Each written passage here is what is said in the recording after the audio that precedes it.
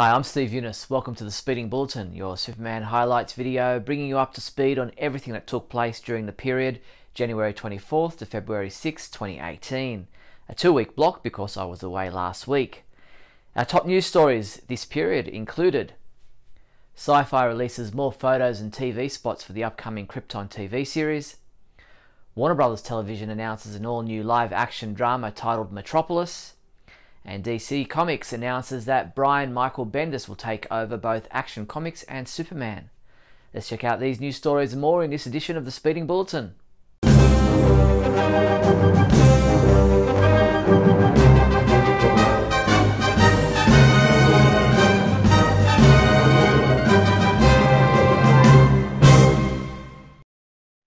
In movie news, with the upcoming release of Justice League on Blu-ray and DVD and digital download, Superman fans were excited to learn that a special feature included in the bonus material, included in the home video release, was a scene titled The Return of Superman. Reports are that this sequence will only run for around 2 minutes, but it's unclear just what this sequence will reveal. Many have speculated that it would show the conversation between Superman and Alfred hinted at during the trailers for the film. It will see Superman retrieving his costume in one way or another. Don't forget, Justice League will be available to own on digital on February 13th, while the Blu-ray DVD editions arrive on March 13th. A special 40th anniversary screening of Superman the movie will be taking place at the TCL Chinese Theatre in Hollywood, California, on Tuesday, February 27th. The special 2-hour, 23-minute screening will take place at 8 p.m. and will be followed by a Q&A session. Tickets are just $10 and you can purchase them through our website.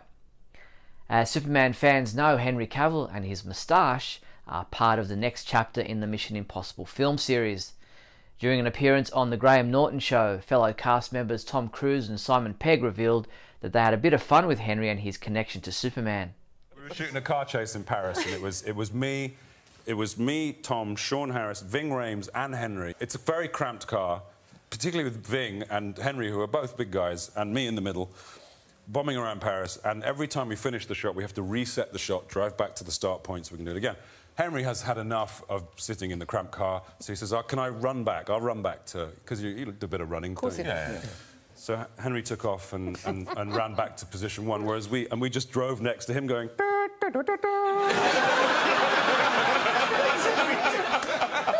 He was doing the score. We were just driving. He did the whole thing, the whole way, right next to him. It's one of the coolest moments of my life, is having Tom Cruise do that driving next to you. You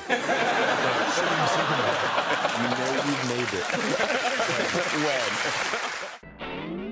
In TV news, Superman homepage writer Christopher Hart reviewed last week's 12th episode of Season 3 of Supergirl, in which someone tried to kill Morgan Edge and he barely survived.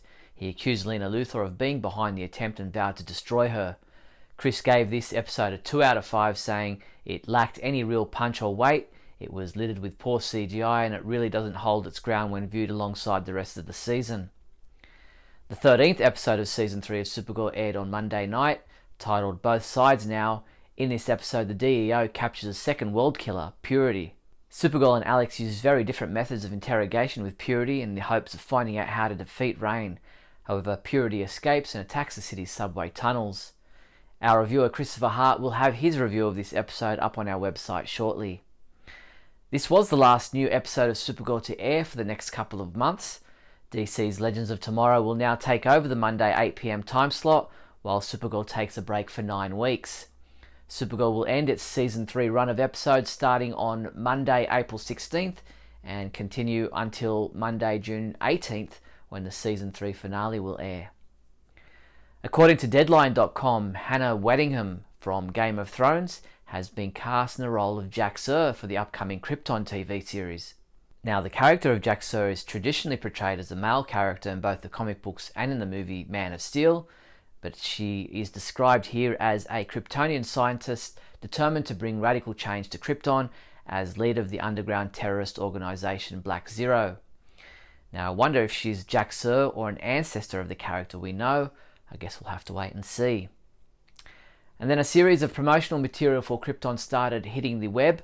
First, Syfy released the official poster image for the Krypton TV series, and then a number of TV spots and online videos popped up Check them all out back to back right now.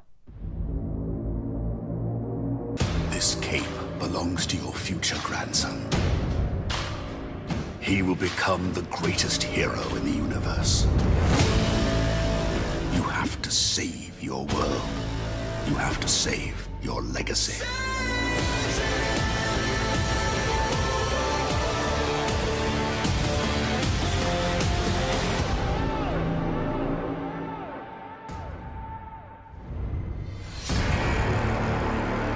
Never forget.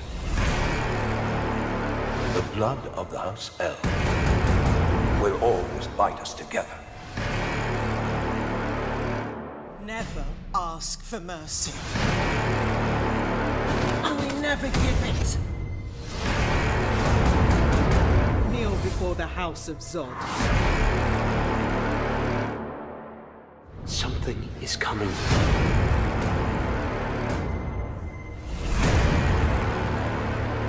Find the fortress.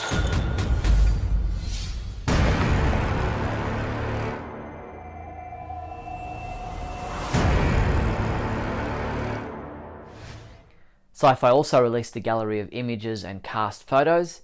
In the images we see Cameron Cuff as Segel, Sean Sipos as Adam Strange, Ian McKellany as Val-El, Segel's grandfather, Georgina Campbell as Lyta Zod, a member of Krypton's military guild, and Wallace Day as Nysa Vex, the daughter of Krypton's chief magistrate. There were others as well, and we'll find out who these characters are as the series continues. Krypton premieres at 10 PM on March 21st on Syfy. Now, if you're excited for Krypton, then you'll be interested to know that Syfy is looking for a Superman fan to star as the host of an online aftershow about the series. If you want to get involved, head to tongle.com to submit your entry. Warner Brothers Television and DC Entertainment announced that Gotham executive producers John Stevens and Danny Cannon will explore the world of Metropolis in an all-new live-action drama series to air exclusively on the upcoming DC-branded direct-to-consumer digital service operated by Warner Brothers Digital Networks. Metropolis has received a director-series order for a first season of 13 episodes and will go into production later this year for a debut on the service in 2019. Set in the wondrous and awe-inspiring city of tomorrow, before the arrival of Superman, Metropolis follows Lois Lane and Lex Luthor as they investigate the world of fringe science and expose the city's dark and bizarre secrets. Sounds interesting. In comic book news, last November, best-selling writer Brian Michael Bendis shocked the comic book world when he announced that he would be joining DC Entertainment as part of a multifaceted deal. Now we know that not only will Bendis' first DC story be with fan-favourite artist Jim Lee in Action Comics 1000, on sale April 18th, but on May 30th, Bendis will debut Man of Steel, a 6-issue weekly miniseries featuring 6 interconnected covers by Ivan Reis and Joe Prado. This series will shake up the classic story of Krypton's final days and Kal-El's path to becoming an iconic hero, introducing a new villain that knows a terrifying secret behind the destruction of Superman's homeworld. Then, starting in July, Bendis will write 2 Superman-themed titles. July 11th debuts Superman #1, while on July 25th, Action Comics resumes with issue 1001, where Bendis will deliver stories that are more character-focused. DC Comics announced that following the conclusion of the Dark Knight's Metal saga, a weekly 4-issue miniseries titled Justice League No Justice will shake the DC universe to its deepest foundations and do something that even the most passionate fans will characterize as unimaginable and utterly audacious. In this 4-issue miniseries, the supervillain Brainiac arrives on Earth with a dire warning for the Justice League. There's a threat coming to destroy Earth, one that the heroes are ill-equipped to handle. Brainiac thinks he holds the key to victory, but it means combining members of the League with some of the most dangerous villains in the DC universe and sending them into battle against the extinction-level menace. This can't-miss miniseries sets the stage for a family of Justice League titles beginning in June. DC Comics announced the upcoming launch of a new fan magazine titled DC Nation. The debut issue of this free full-sized magazine will be the perfect place for fans to get the latest news on what's happening at DC, arriving at comic book retailers on June 6th and available for digital download. Fans will get a sneak peek at the DC Nation magazine in DC Nation #0, which will be available on Wednesday, May 2nd at comic book retailers at a cover price of 25 cents and free via digital download. DC Entertainment announced plans for 2 new graphic novel imprints aimed at young readers. DC Zoom will feature stories for middle school readers, while DC Ink will focus on young adults. DC Ink will begin with 2 graphic novels, one featuring Harley Quinn and the other with Mira. DC Zoom will make its debut with DC Superhero Girls Search for Atlantis by Shia Fontana and Yancy Labatt. Other confirmed Superman-related titles for DC Zoom include Superman of Smallville and Superman Smashes the Klan. Comic books we reviewed recently include Action Comics 996, which was reviewed by Mario Benicio, who said it's cool to see what became of Zod and his family after the events of the Revenge arc, and he rated this issue a 4 out of 5. Keith Summer reviewed Doomsday Clock number 3, giving it a 5 out of 5, saying Johns is doing a wonderful job of capturing the tone and the voice of the Watchmen characters.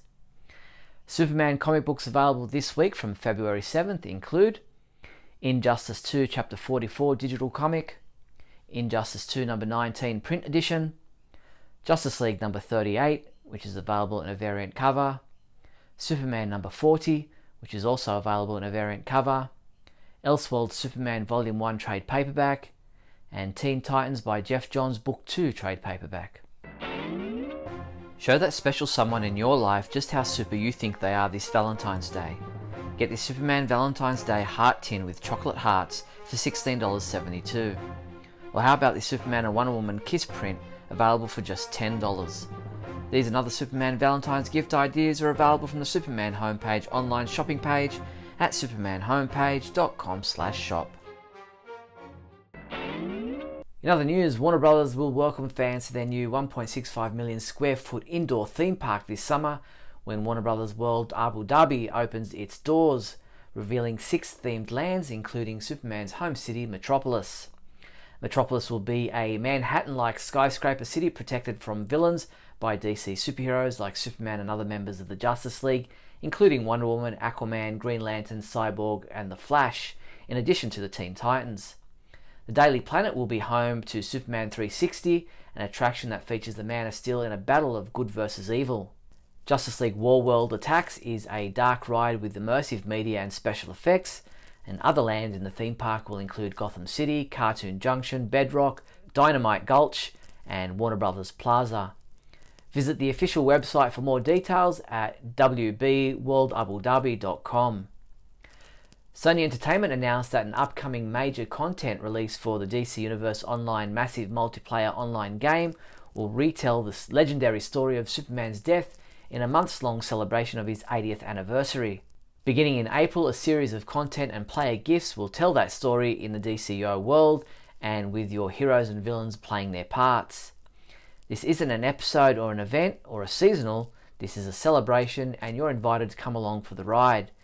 Superman's 80th anniversary celebration will launch free for all players beginning this April on PC, PlayStation 4 and Xbox One. DC Entertainment posted the 2nd and 3rd episodes of Season 4 of the DC Superhero Girls online animated shorts. Titled Ring Me Maybe Part 2 and Part 3, Jessica Cruz has been chosen as Earth's new Green Lantern, but will fear keep her from stopping Sinestro and embracing her powers. Watch both episodes at our website now. After the recent release of Part 4 of his long-running Superman vs. Hulk fan-created animated fight sequence, animator Michael Habjan has posted another new video, this one showing what Christopher Reeve would have looked like in Henry Cavill's Superman costume.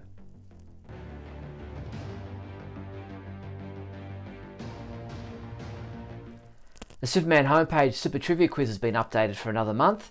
The 3 questions we're asking you this time around are: what is the name of the studio where most of Superman the movie was filmed? What country was the majority of Superman Returns filmed in? And what town in Illinois doubled as the location for Smallville for the movie Man of Steel? If you think you know the answers to all 3 questions, come by our site now to submit your entry. You'll find the Super Trivia Quiz under the Favourites menu. That's all the news there was for the period January 24th to February 6th. To ensure you don't miss any of our videos, please subscribe to our YouTube channel. And if you found this video interesting or entertaining in any way, then please leave a thumbs up and a comment below. And don't forget to share this video with your family and friends.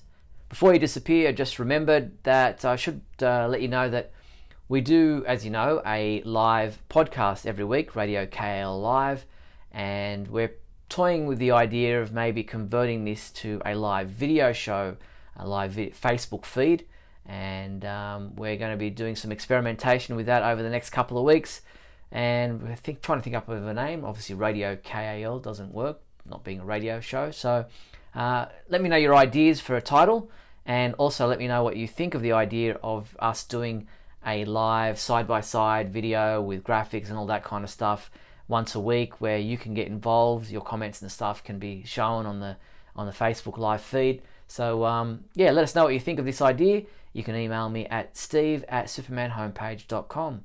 See you next week.